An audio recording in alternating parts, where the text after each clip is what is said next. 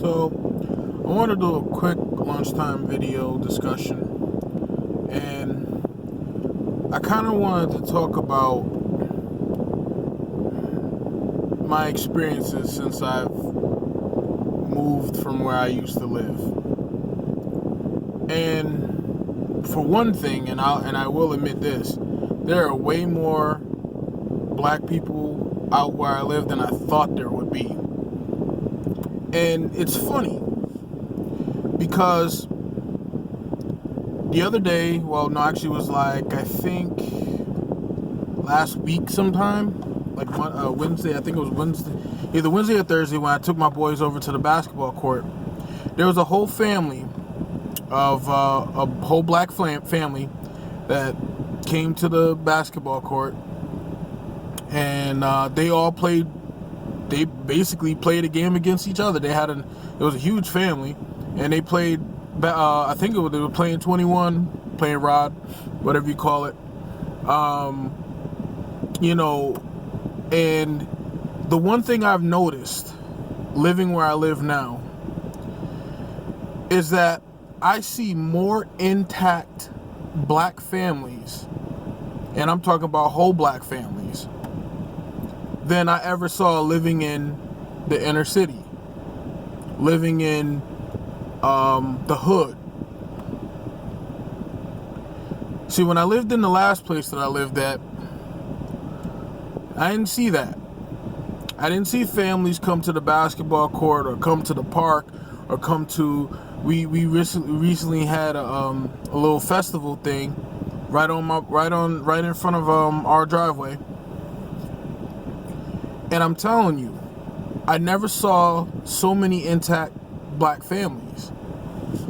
Now, there are those that are dating outside of their black men that are dating outside of their race, but they're still with the mother of their children, and everything could be deceiving, but seemingly being in loving relationships with whom they're with. And I wonder, what is the difference between rural and inner city? And I started to think, because they used to say, well, back in the 40s and the 50s and the 30s, the black marriage rate was through the roof, almost 100%, like 93% or something like that. But what was the major significant difference? The transition from rural life to inner city life. There's something to it. And it just kind of dawned on me just before I came to lunch that there has to be something to the effect of, when you live out in a rural area and you're there with your neighbors, you're there with your family, it creates a stronger bond, because you both know there is a different type of struggle living in a rural area than living in an inner city area. In an inner city area, you kind of have your own independent means of transportation, or you don't necessarily have to cut the grass on your property, because you're probably renting if you're living in a city inner city area. It takes away a lot of the normal responsibilities from when you are a family that have their own land, have to take care of it, have to take care of their own home in order to feel a sense of pride almost. It's almost like one of my neighbors joked with me and coined a term called lawn shaming, because one of the first things I did before we even fully got unpacked, I cut the grass, because the people who we bought the property from, they didn't keep the property upkept like that. So I was like, well, if we're gonna live here, we're gonna live here, and we're gonna live like civilized people. We're gonna live like we like we own the property, not like we're just visiting. And it's just a different mind frame. And I've felt the switch myself, and seeing what I saw over the last week with seeing a lot of intact black families, it really makes me think now that there's a mental deception about living in inner cities. It's something there to it that corrupts the mind, that makes you feel that I shouldn't say corrupts the mind, but it corrupts the art of the relationship. There is no such thing as a relationship living in the inner city, because there's so many people. It takes away the value of that individual, in my opinion.